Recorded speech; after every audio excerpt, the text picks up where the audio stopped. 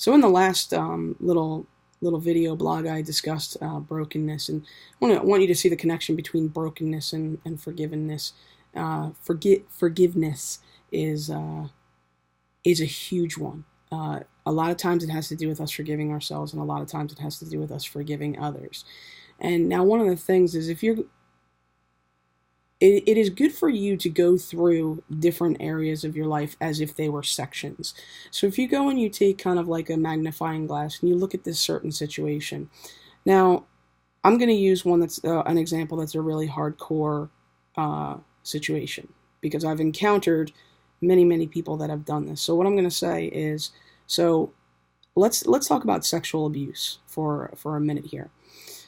There are lots of people that have been abused by family members that were, they come aboard with a promise that, they're going to protect you, they're going to keep you safe. And so when they violate that within the family unit, it creates darkness inside of us.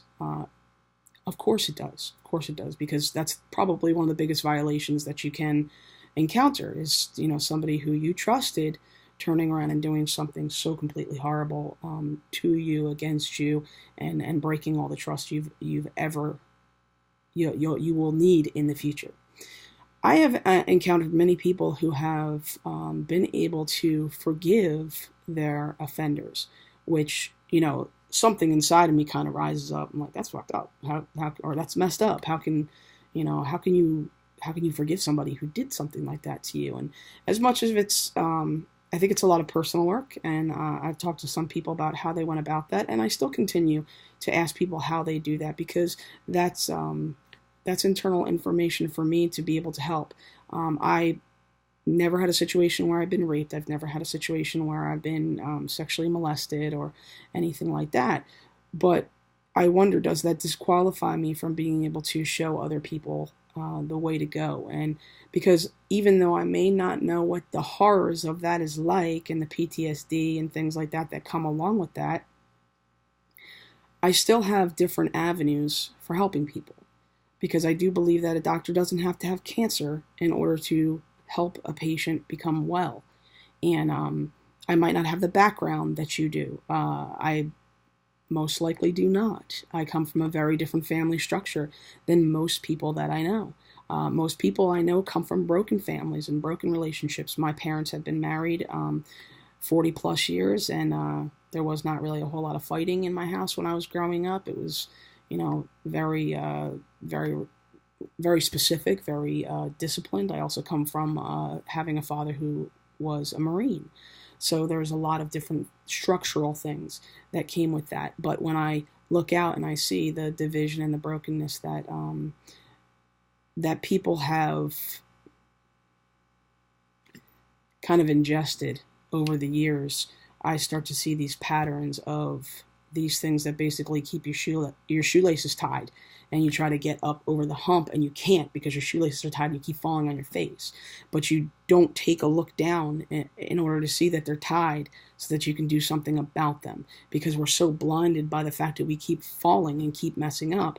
It's hard for us to kind of move back. And forgiveness is one of those things where it's a very delicate subject, especially depending on the violation that was created that brought that heart of unforgiveness to you. There's lots of different characteristics of forgiveness and unforgiveness and things like that.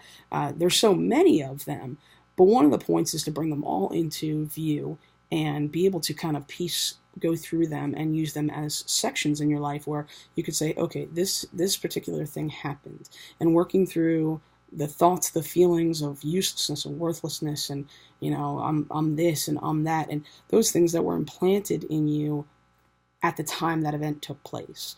And I realized that sexual abuse is one of the most troubling because of the sick society that we live in, and we are constantly being fed different things on TV that say certain things are okay. Like, I enjoy watching American Dad or Family Guy, and I know that those are not really the best shows to be watching because of the things that they say, because they make light of child abuse and they make light of